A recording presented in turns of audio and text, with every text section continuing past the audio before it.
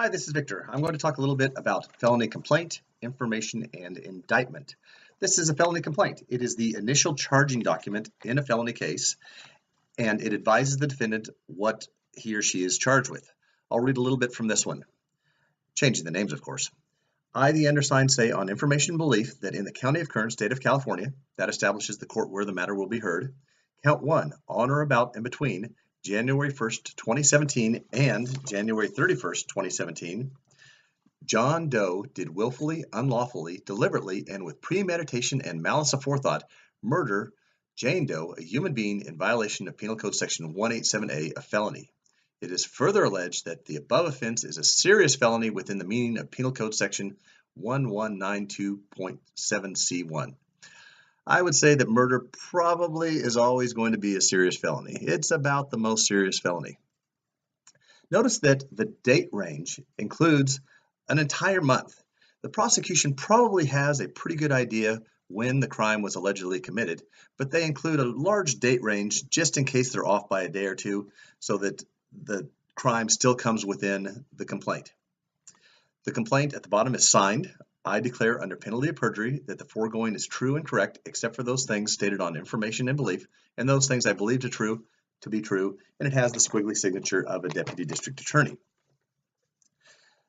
Notice it doesn't give a lot of details about the crime, how it was committed, or what the weapon was, what the method was. It just gives a nearly verbatim statement of the penal code section that was allegedly violated, and then it states the penal code section, section 187A, murder.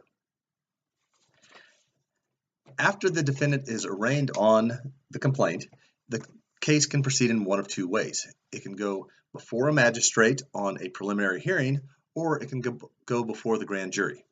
At the preliminary hearing, the prosecution must establish by a preponderance of the evidence that a crime was probably committed and it was probably the defendant who committed the crime.